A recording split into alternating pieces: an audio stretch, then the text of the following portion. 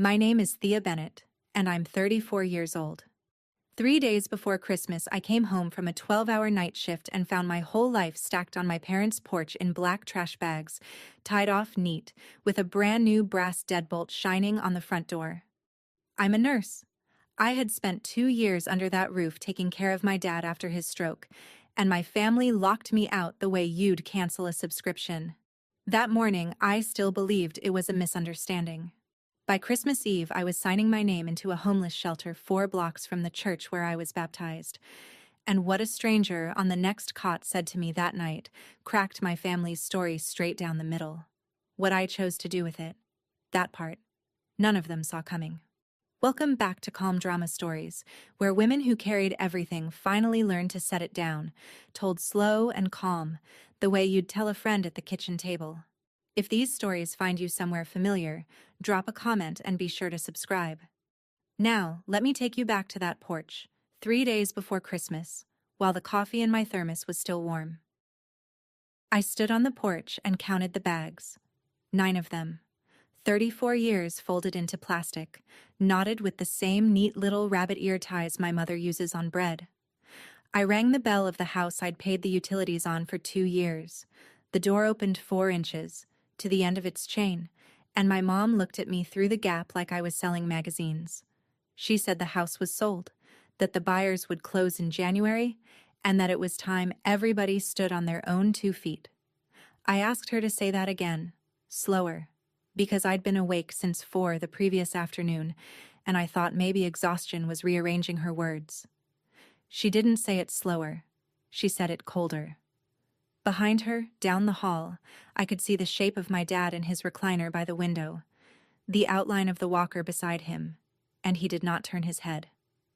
I said, "Mom, it's December 22nd. I said, "I gave you my paychecks." I heard my own voice do the thing it does with dying patients' families. Level, careful, keep everyone calm.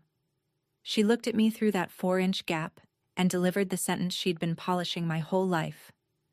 In this family, love is earned. Then the door clicked shut, soft as a pill bottle. I stood there in my scrubs with snow starting to catch on the trash bags, and the strangest thought floated up, calm as you please. She didn't even sound angry. You don't get angry at a subscription. You just cancel it.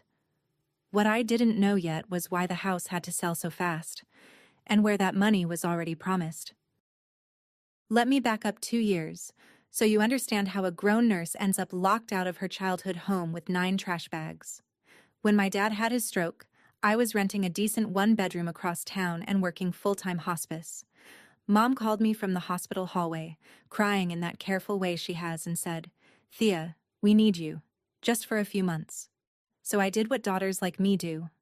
I gave up my lease, cut my hours back to keep his therapy schedule, and moved into my old room with the rosebud wallpaper. Mom set up what she called the household account, a joint account, her name and mine, because, she said, "Honey, you work nights. Let me handle the bills so nothing lapses." Every month, my direct deposit went in. $2,150, give or take. His pills, the mortgage, the gas bill, her hair appointments. It all swam in the same pond, and I was the only one filling it. I want to be clear, because I know how this sounds. I was not asleep at the wheel. In November, I was checking the statement and found a $9,000 transfer out of the household account into a certificate of deposit with only her name on it. I asked her about it that same night, straight out, at the kitchen table. She slid a folder of pharmacy receipts across to me like a lawyer resting her case and said, "Medicare doesn't cover everything, and did I want my father to go without?" I changed my direct deposit back to my own checking that week, but the 2 years of money already in the pond? Legally, that was a gift, $52,000 of gift. And a realtor's gray SUV had started parking outside our house on Tuesdays. I had asked about the SUV too. A man in a fleece vest walked our fence line taking pictures on his phone, and I came out on the porch and asked Mom who he was. She didn't blink.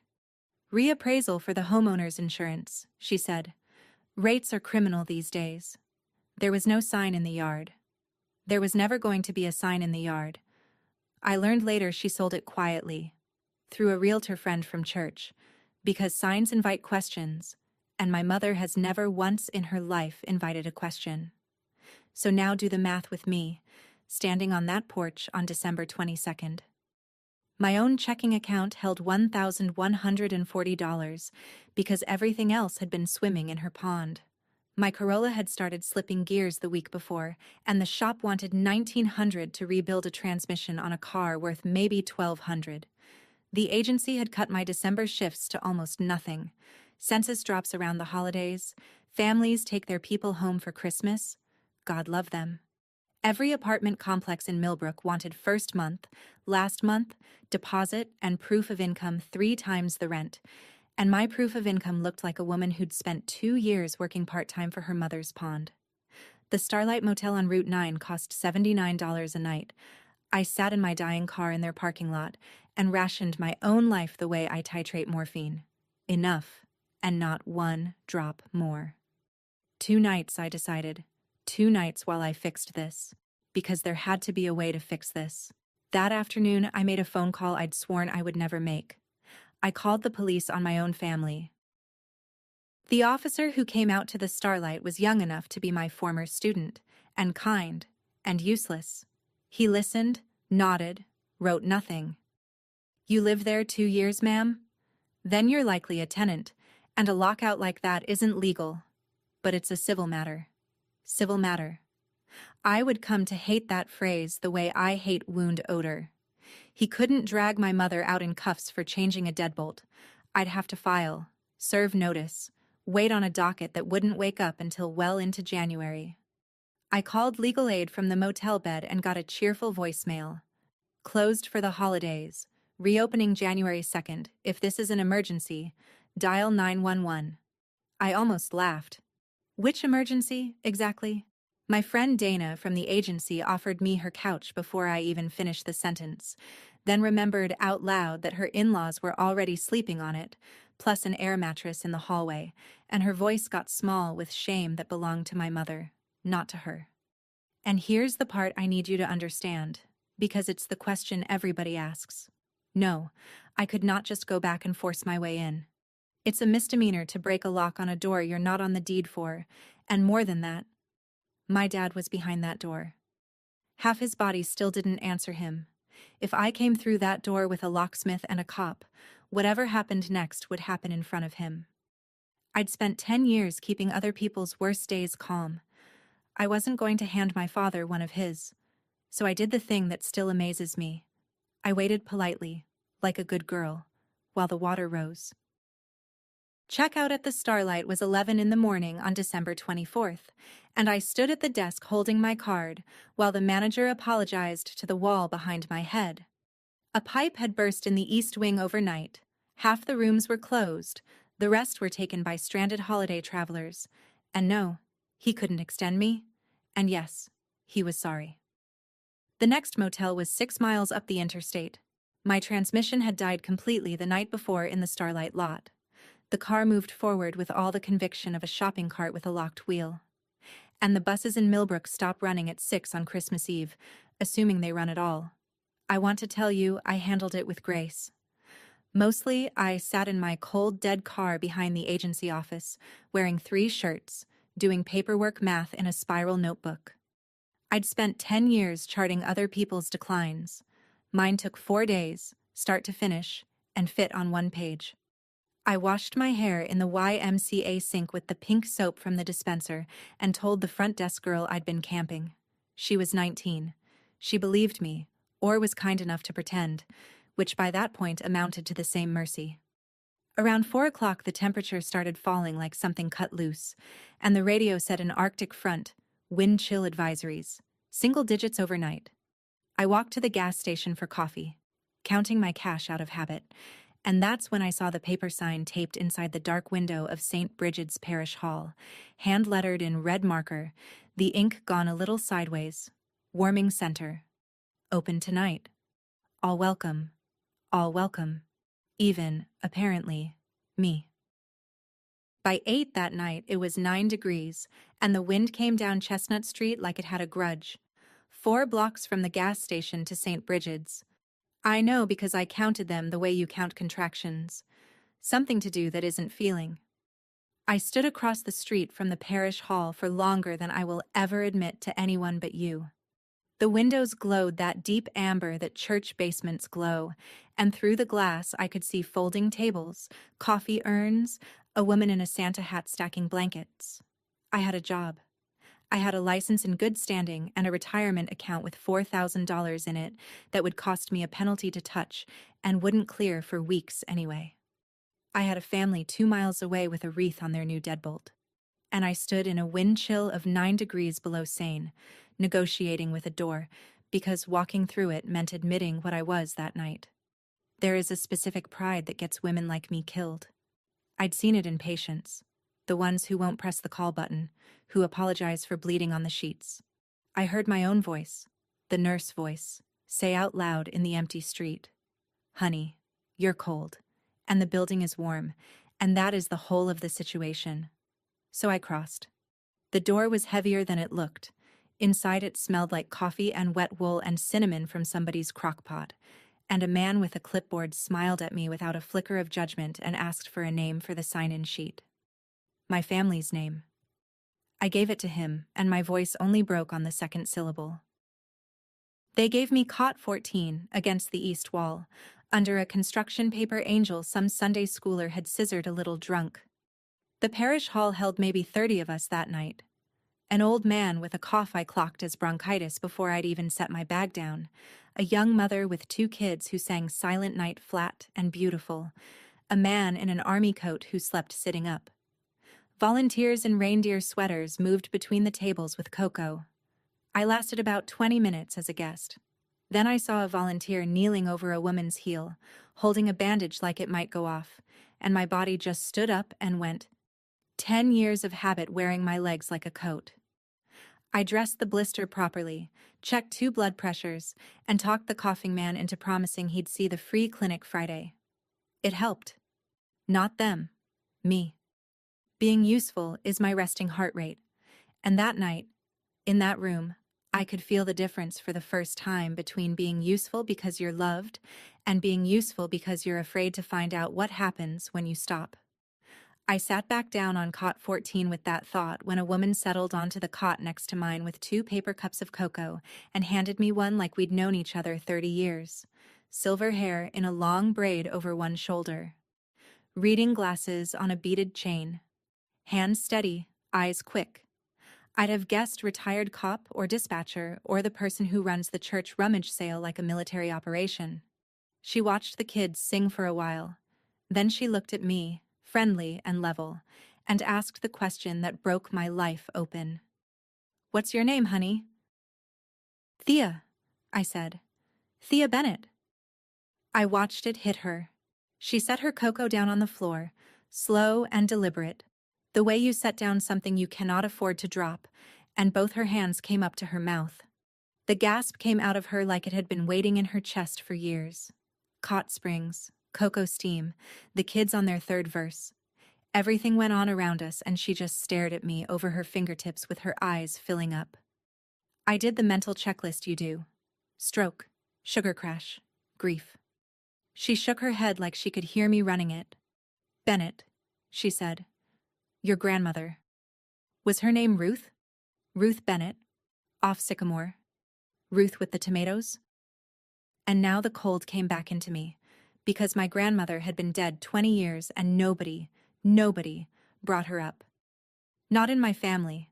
In my family, Grandma Ruth was a closed file, a difficult woman, a story with the ending sanded off. I said yes. Ruth was my grandmother. The woman reached out and took my hand in both of hers, and hers were shaking, and mine, I noticed clinically, had gone very still. "Honey," she said, "my name is Maggie Doyle. I've been looking for you for 20 years. Quick pause here, from me to you, listening in your car or your kitchen. If you have ever been the one your family calls first and thanks last, tell me in the comments where you're listening from tonight." I read every one of them. It helps more than you know to hear I wasn't the only one, because what Maggie Doyle said next, on a church cot on Christmas Eve, is the reason you're hearing this story at all. She said, Your grandmother hired me. And she left you something, but there was a condition, and sweetheart, you just met it. I didn't believe her. I want that on the record, because I've watched enough con artists work enough grieving families to know how this sounds. A stranger at a shelter knows your name, produces a dead relative, promises an inheritance. That's not a miracle. That's a Tuesday in elder fraud. So I asked questions, flat nurse questions, and Maggie Doyle answered every one without reaching for a single note. She knew my middle name is June, after Ruth's mother. She knew about the burn scar on Grandma's left wrist, the pale comma from an oven rack in 1988, because Ruth had rolled up her sleeve at their first meeting and said she wanted Maggie to be able to identify her granddaughter's people by their damage. That sounded so much like the grandmother I remembered that my throat closed. Then Maggie took out her phone, scrolled with the terrible slowness of a woman in reading glasses, and turned the screen to me. A photograph of a photograph.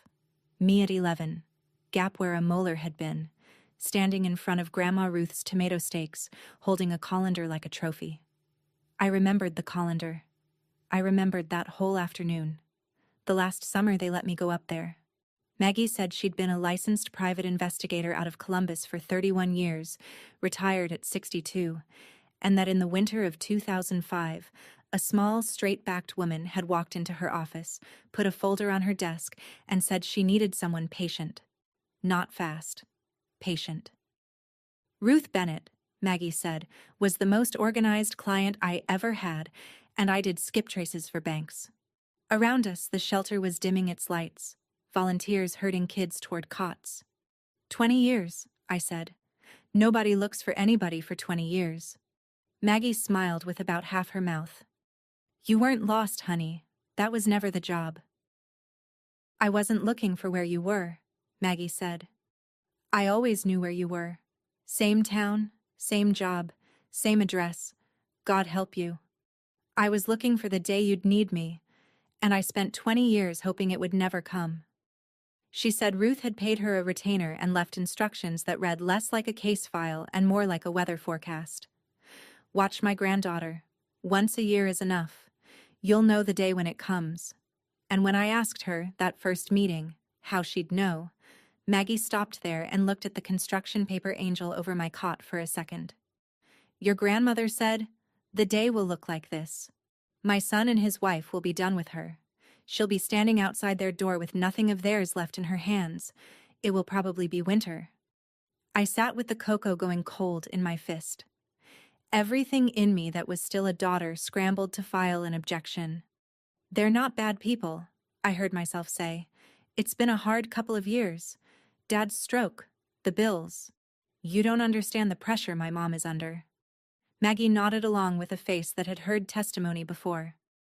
Ruth used to defend them in that exact voice, she said. Word for word. It used to make her so tired she'd have to sit down.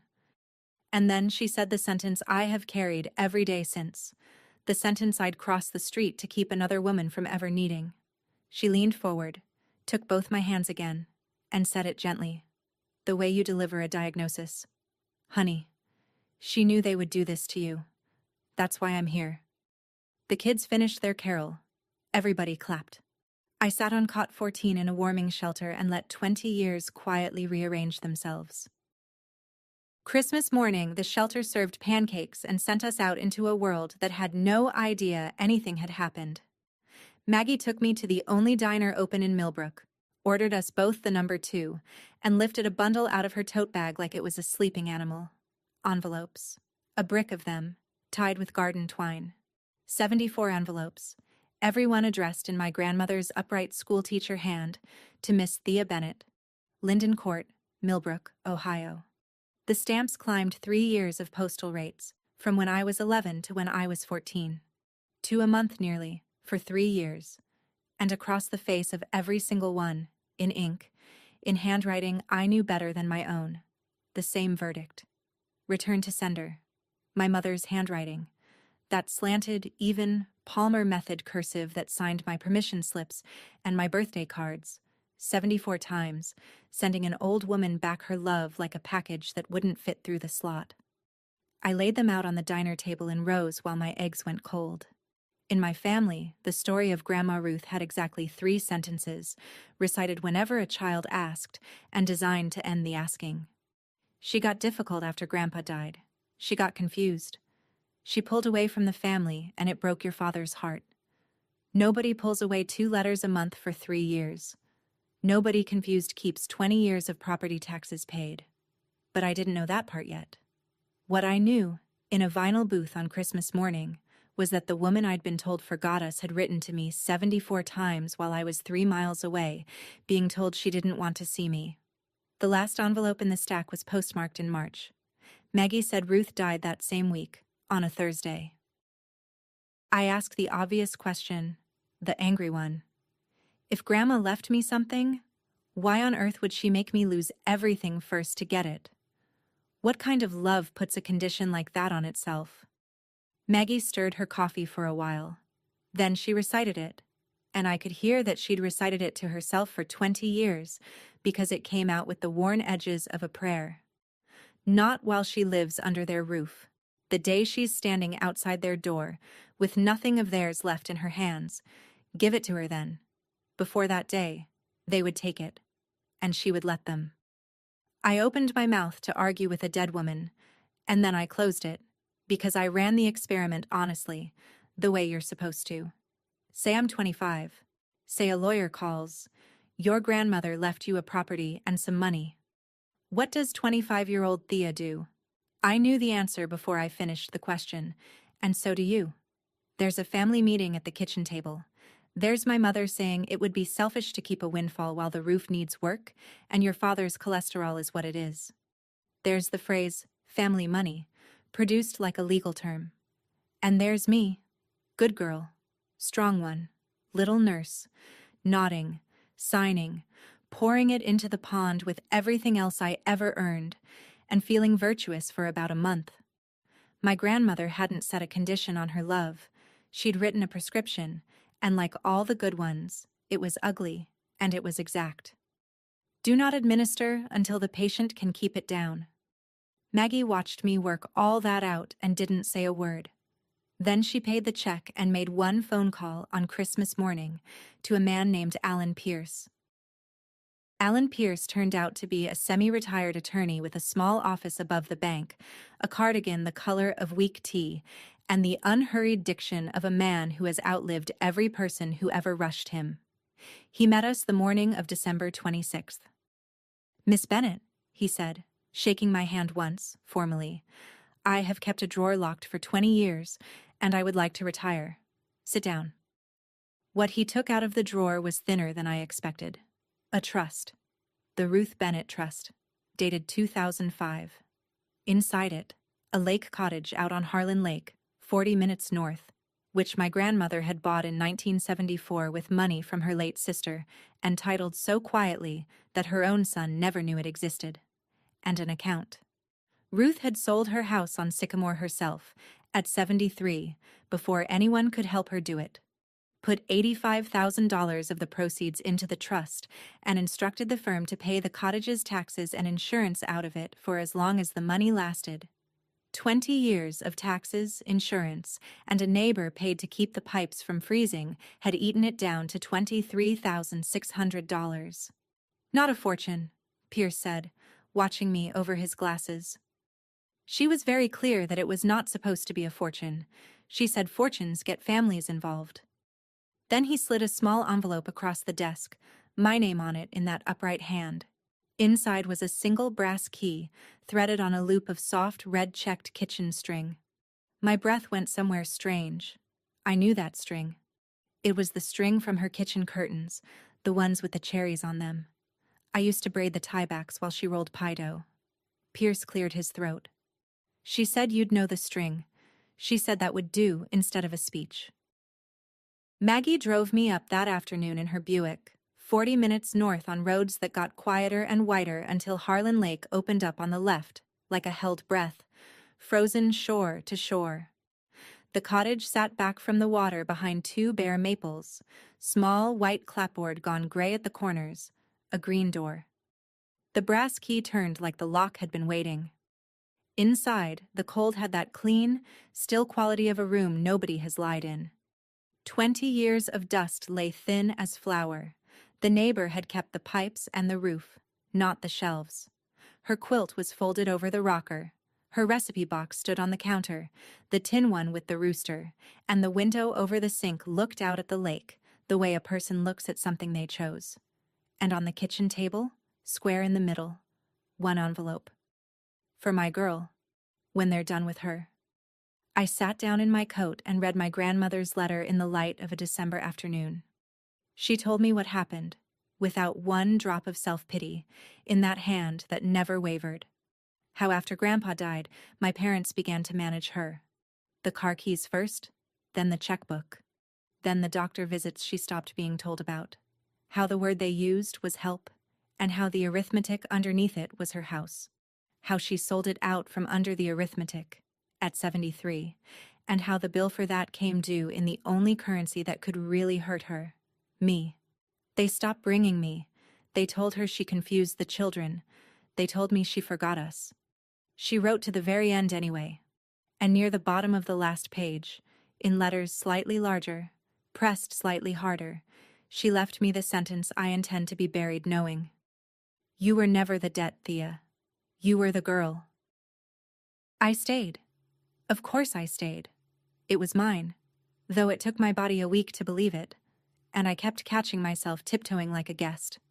That dead week between Christmas and New Year's, I read all 74 letters in order, in the rocker, under her quilt, with the lake ticking and booming outside the way ice does.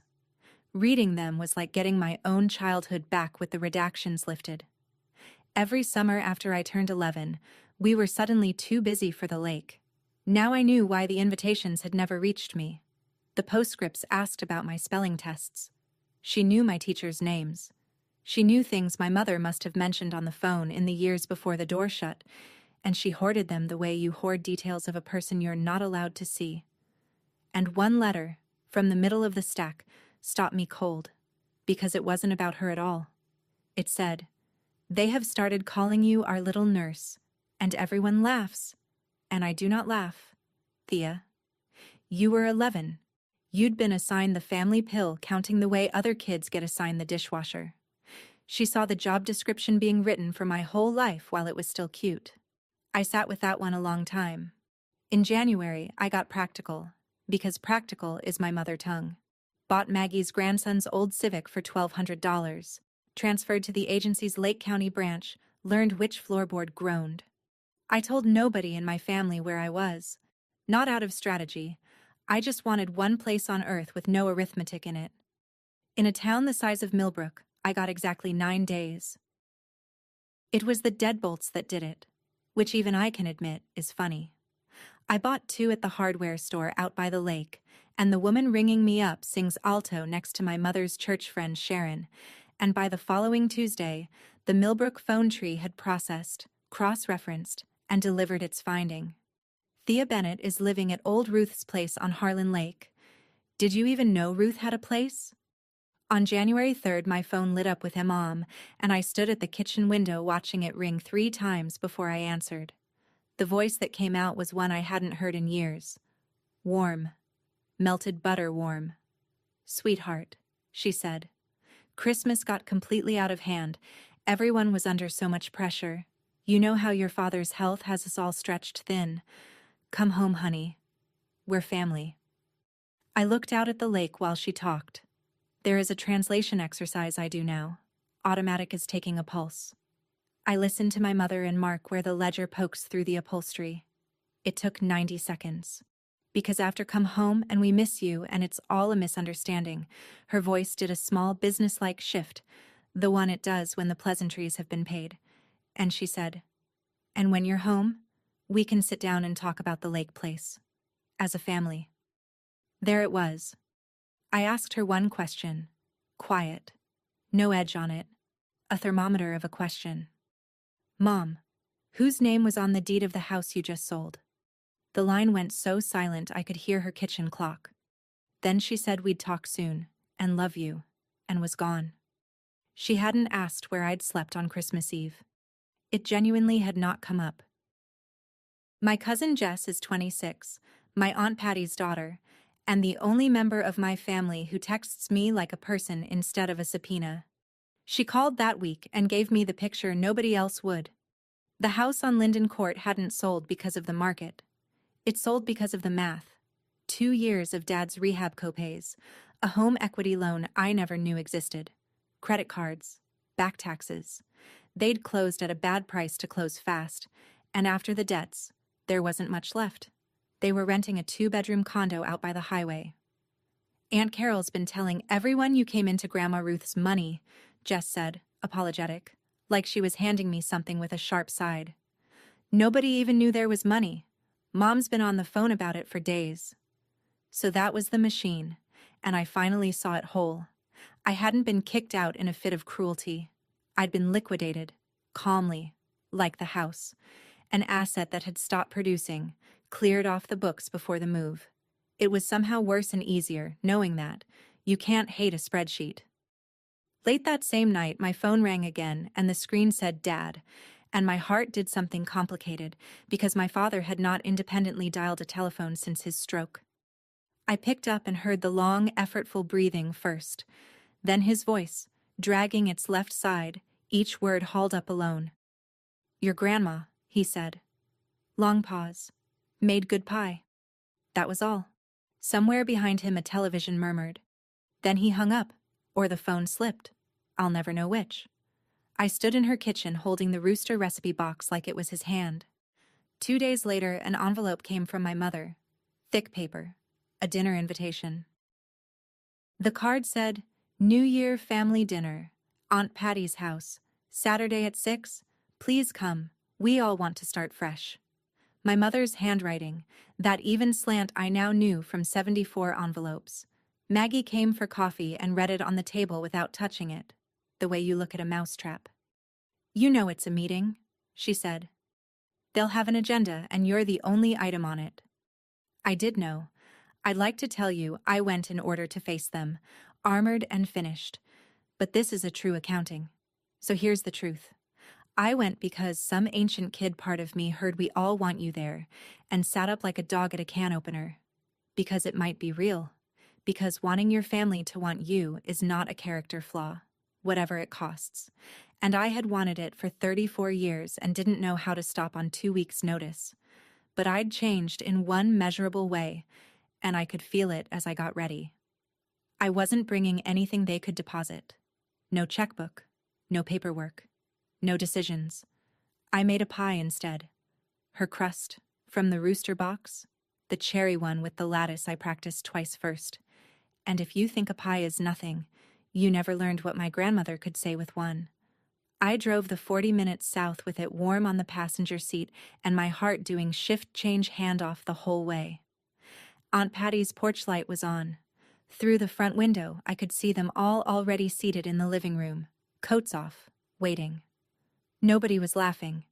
It looked exactly like a deposition. They were lovely for 20 minutes. I want to give them that, because it makes what happened at minute 21 easier to believe, not harder. Patty hugged me at the door and smelled like the same perfume as every Christmas of my childhood. My mother said the pie was beautiful. My father sat at the end of the couch with his walker parked beside him, and when I kissed his cheek, his good hand found my wrist and pressed it, twice, like a code. Then the plates were cleared, and my mother set her coffee down with a click that called the room to order, and the agenda began. She'd printed pages, actual pages from the realtor friend at church, a market analysis for a lakefront property, Harlan Lake, with a suggested listing price highlighted in yellow. They had appraised my grandmother's house before asking me to pass the rolls. "Your father needs care, Thea," she said in her reasonable voice, the one that arrives pre-insulted for when you disagree with it. "Real care, more than I can do with my back. That place is just sitting there. Ruth was family. She would have wanted it to take care of family. We sell it. We set up your father properly, and everything goes back to normal." Around the room, heads were nodding at me. Patty's husband, a cousin I hadn't seen since a funeral. I looked at my mother and asked what normal meant exactly, and she smiled like I'd finally asked a smart question. "You come home, sweetheart. We get a place with room for you. You help with Daddy. You're the nurse. In this family, love is earned, Thea. Your father earned yours the day you were born. There it was. The whole religion, in 2 sentences, with a yellow highlight. I set my fork down. I remember the sound it made, that tiny bell of it, because the room was that quiet, waiting for the strong one to say of course. And I heard myself speak in the voice I use at 3 in the morning when a family wants a feeding tube that will only prolong the dying, level, kind, and completely without give. I said no. I said I would not be selling my grandmother's house, tonight or ever. And then, because I had spent 2 weeks getting ready for this table even if I hadn't admitted it, I laid out what I would do instead. I'd already pulled together every discharge summary and medication list I'd kept for Dad across 2 years of refills. I named the Medicaid waiver program and the 3 facilities within the county worth touring, and the one with the stroke unit, Fernwood, where I knew the charge nurses by name. I said I would be his care coordinator myself, free, forever. Every appointment, every medication review, every family meeting, my number first on every chart. I'll give Dad my hands and my head, I said. The house stays Grandma's. You'd have thought I'd flipped the table. Patty actually stood up. After everything your mother has sacrificed. And my mother went white and then wet-eyed in a single practiced motion, and the cousin studied his coffee like scripture. Only my father didn't move. I gathered my coat, thanked Patty for dinner, and left the pie. Let me say this to you directly, before the door even shuts behind me. If you have ever told your family no, out loud, 1 time, 1 sentence, then you know the sound a room like that makes. Comment, "The room went quiet," if you've heard it, and subscribe, because what my mother did with that no is the reason this story has a 3rd act. The story was loose in the family by Monday, and it was a good story, if you didn't know me. Thea got secret money from crazy old Ruth and turned her back on her dying father. Thea chose a dead woman's lake house over the man who raised her. 2 of my aunts quietly dropped out of my life. No announcement, just texts that stopped mid-conversation like a road washed out. The church casserole network processed me from person to cautionary tale in under a week. And I'd love to tell you it bounced off, but I'm the one telling this story. So, it landed. Every hit. Then Jess called, late, doing her packet of guilt about her mother, and in the middle of apologizing she gave me the missing page of my whole life. "You know Aunt Carol did it too, right?" she said. "The paycheck thing." I asked what paycheck thing, and Jess told me what Patty had told her once, wine loose at Thanksgiving, that my mother, at 19, worked the line at the Deering plant and handed the envelope to her father every Friday, sealed. That she'd been accepted to a nursing program in Akron, nursing of all the things on this round earth, and her father said a family is not a boarding house you leave when it suits you, and she stayed. She met my dad at that plant. She never mentioned Akron again.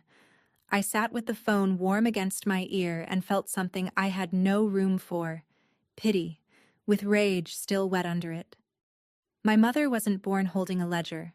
Somebody handed it to her at 19, at a kitchen table just like ours, and nobody ever told her she was allowed to set it down. Understanding it changed nothing about my locks. It changed everything about my aim. Here is the part of this kind of story nobody tells you, the part between the dramatic dinners. Ordinary life, ticking along, while your nervous system renegotiates its entire contract. I fixed the porch step.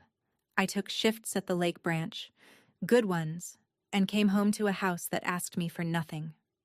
Maggie showed up Sundays with crullers and did the crossword out loud in the rocker like she'd been issued with the property. By day, I was, honestly, happy. It was 3 in the morning that had teeth. I'd wake with my heart going and my brain already 6 lines into the old arithmetic. If I sold, if I signed, if I just went back and took the couch and the night shifts, Mom's voice would go warm again by Easter.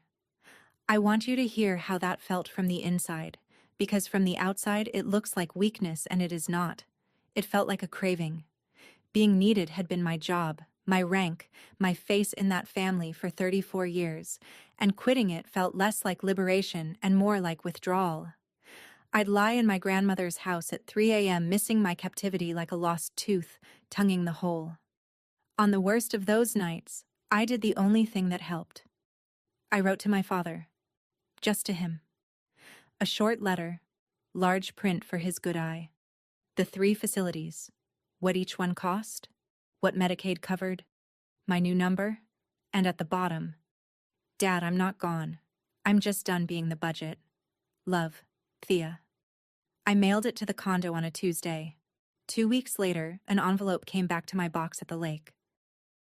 It was my own envelope, my own handwriting on the front, Dad's name, the condo address, and across it, in that even, slanted Palmer method cursive, the same old verdict. Return to sender. I stood at the mailbox on a gray February afternoon with the lake groaning behind me and understood that I was holding letter number 75. Same hand, same words, same job the hand was doing. Standing between a Bennett and somebody who loved her for free. My mother had done to my letter, to my father, in the year of our Lord this year, precisely what she'd done to 74 of my grandmothers. Maggie's voice came back to me on the wind like a diagnosis confirmed by a second lab. She knew they would do this to you. There were no tears left in the account for my mother. That well had been drawn down for years. I drove home, and noticed the word, because I did. Home now meant the lake, and I untied the garden twine, and I set my envelope on top of the stack, and the stack accepted it perfectly. And something about that click of completion was the coldest thing I'd felt all winter. I made tea. I sat in the rocker with the quilt while the wind worked the shutters, and I thought, so that's finished then. That's the whole shape of it now. Nothing left that can surprise me. It was a Friday night, the first week of February. At 11 o'clock the phone rang, and it was Jess, and she was crying before she got my name all the way out. It's Uncle Ray, she said. Another stroke. A big one. They took him to County General. Thea. Aunt Carol's telling the doctors his daughter's a nurse and she's coming to take him home. I drove the 40 minutes south with the roads black and glittering, and I used every mile of it to decide who was walking into that hospital. Because 2 women could make that drive. One was the little nurse, the strong one, arriving to be spent. The other was somebody I'd been building for 6 weeks in a house by a lake. I parked, and I walked into County General as both his daughter and a professional, and God help anyone who tried to collapse the two. The neurofloor at midnight is a sound I know like my own pulse. Monitors, soft shoes, ice machines. My father looked small in the bed, smaller than the stroke 2 years ago had made him. One side of his face asleep for good this time.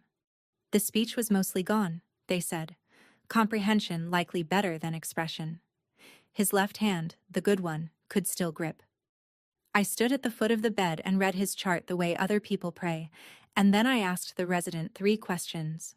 Swallow study, anticoagulation window, what they were thinking for disposition. And I watched the young man recalibrate who he was talking to.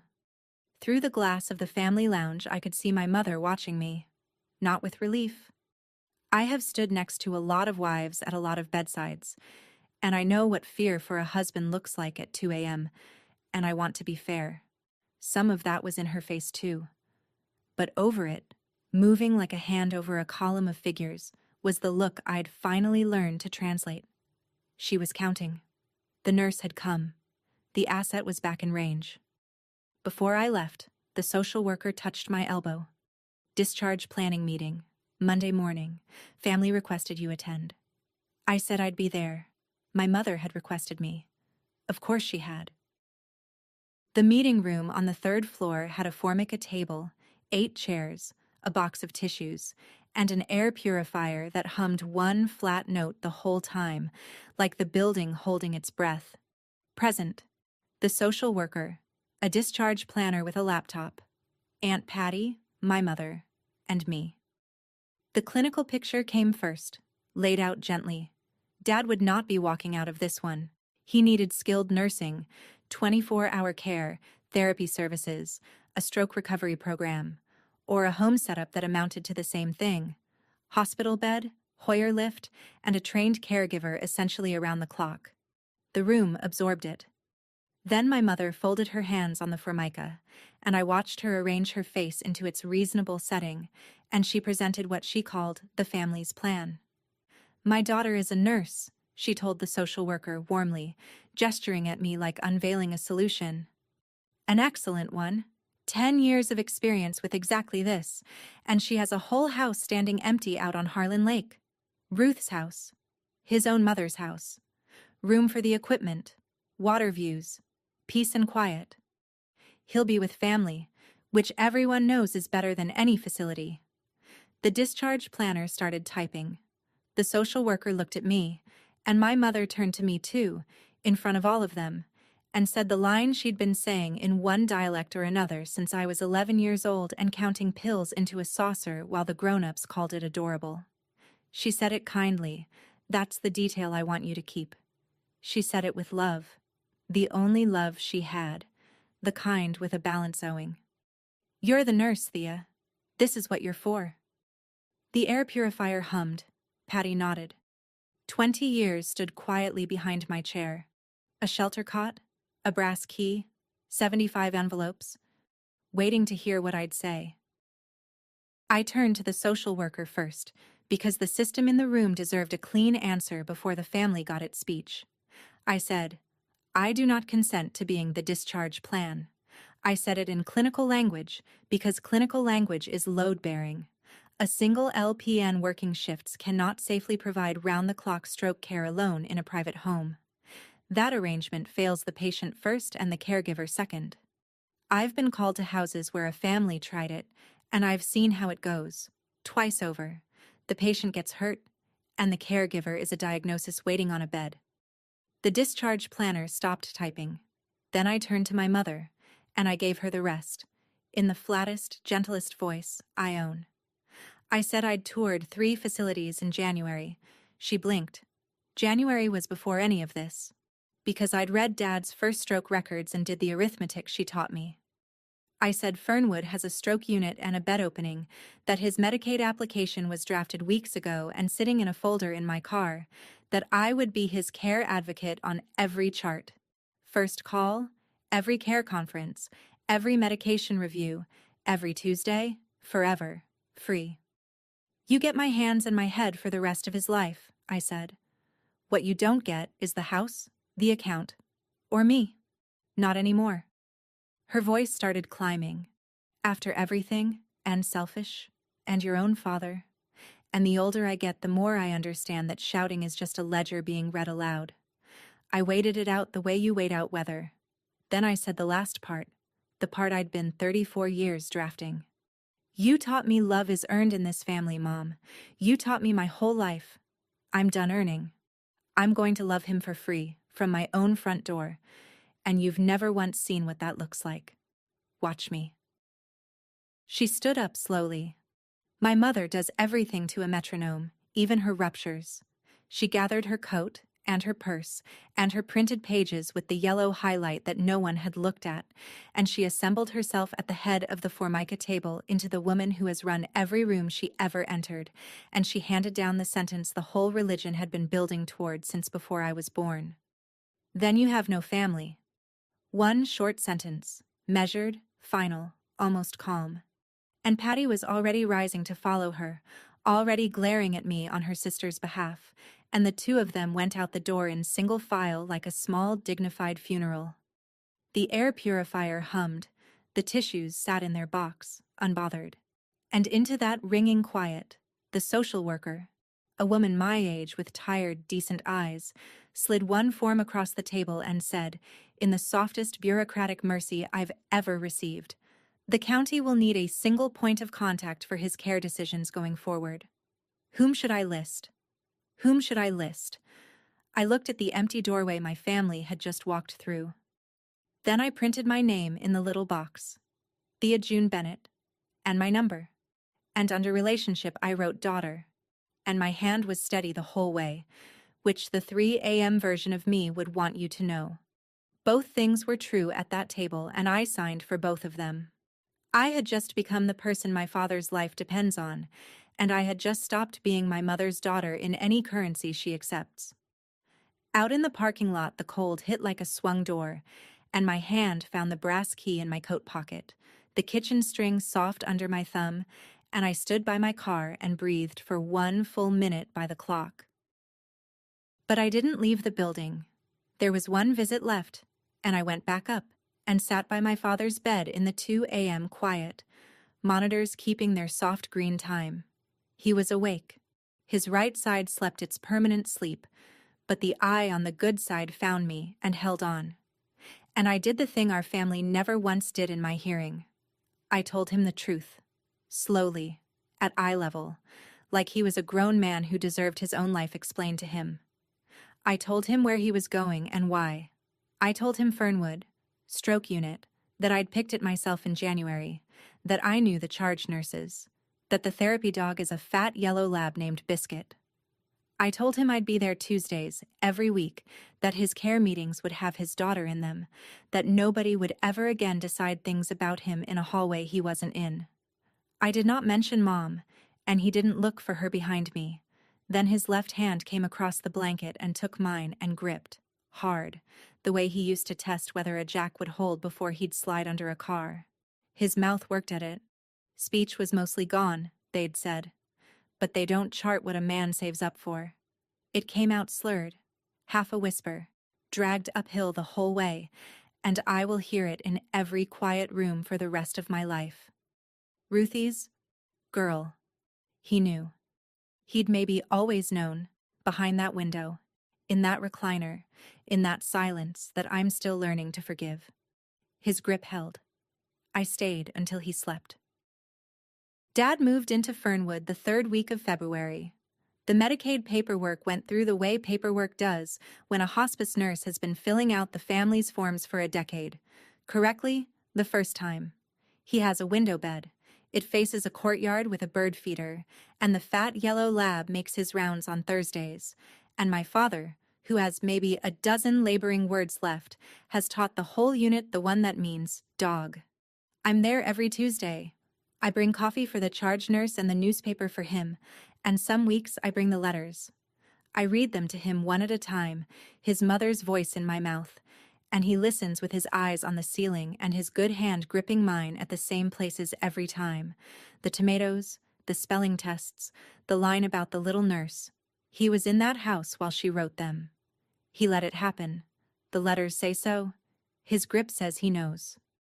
I read them anyway. That's what free costs, and I pay it gladly, every Tuesday. My mother visits him Sundays. The staff, bless them, figured out the choreography inside a month, and nobody has ever had to say it out loud.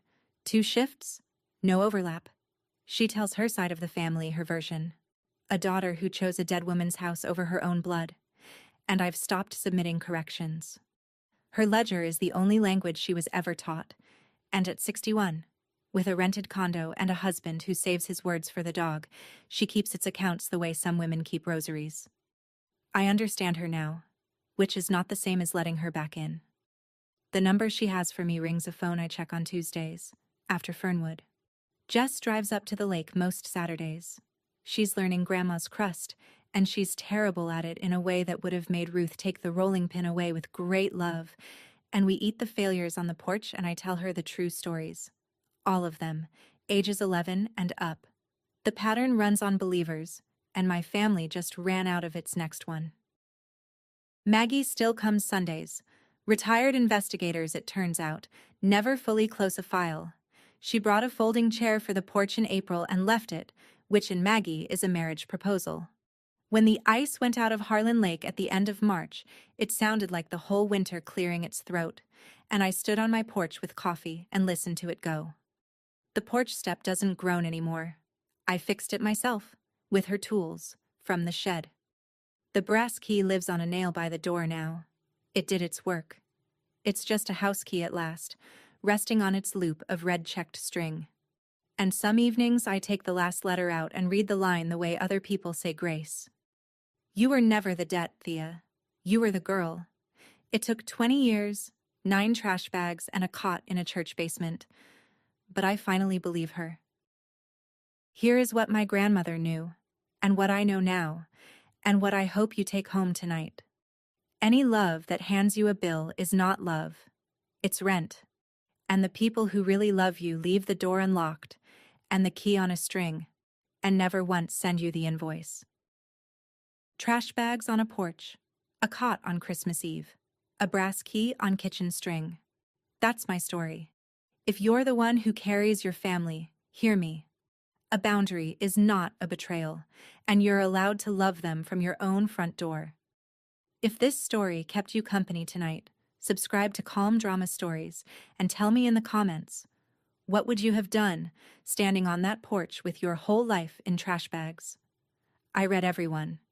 And if you're the one keeping somebody else warm tonight, stay close. There's always room by this fire for you. Patty was already rising to follow her, already glaring at me on her sister's behalf, and the two of them went out the door in single file like a small, dignified funeral. The air purifier hummed, the tissues sat in their box, unbothered. And into that ringing quiet, the social worker, a woman my age with tired, decent eyes, slid one form across the table and said, in the softest bureaucratic mercy I've ever received, "The county will need a single point of contact for his care decisions going forward. Whom should I list? Whom should I list?" I looked at the empty doorway my family had just walked through. Then I printed my name in the little box, Thea June Bennett, and my number. And under relationship I wrote daughter, and my hand was steady the whole way, which the 3 a.m. version of me would want you to know. Both things were true at that table, and I signed for both of them. I had just become the person my father's life depends on, and I had just stopped being my mother's daughter in any currency she accepts. Out in the parking lot, the cold hit like a swung door, and my hand found the brass key in my coat pocket, the kitchen string soft under my thumb, and I stood by my car and breathed for 1 full minute by the clock. But I didn't leave the building. There was one visit left, and I went back up and sat by my father's bed in the 2 a.m. quiet, monitors keeping their soft green time. He was awake. His right side slept its permanent sleep, but the eye on the good side found me and held on. And I did the thing our family never once did in my hearing. I told him the truth, slowly, at eye level, like he was a grown man who deserved his own life explained to him. I told him where he was going and why. I told him Fernwood, stroke unit, that I'd picked it myself in January, that I knew the charge nurses, that the therapy dog is a fat yellow lab named Biscuit. I told him I'd be there Tuesdays, every week, that his care meetings would have his daughter in them, that nobody would ever again decide things about him in a hallway he wasn't in. I did not mention Mom, and he didn't look for her behind me. Then his left hand came across the blanket and took mine and gripped, hard, the way he used to test whether a jack would hold before he'd slide under a car. His mouth worked at it. Speech was mostly gone, they'd said. But they don't chart what a man saves up for. It came out slurred, half a whisper, dragged uphill the whole way, and I will hear it in every quiet room for the rest of my life. Ruthie's girl. He knew. He'd maybe always known, behind that window, in that recliner, in that silence that I'm still learning to forgive. His grip held. I stayed until he slept. Dad moved into Fernwood the 3rd week of February. The Medicaid paperwork went through the way paperwork does when a hospice nurse has been filling out the family's forms for a decade. Correctly, the first time. He has a window bed. It faces a courtyard with a bird feeder, and the fat yellow lab makes his rounds on Thursdays. And my father, who has maybe a dozen laboring words left, has taught the whole unit the one that means dog. I'm there every Tuesday. I bring coffee for the charge nurse and the newspaper for him, and some weeks I bring the letters. I read them to him one at a time, his mother's voice in my mouth, and he listens with his eyes on the ceiling and his good hand gripping mine at the same places every time. The tomatoes, the spelling tests, the line about the little nurse.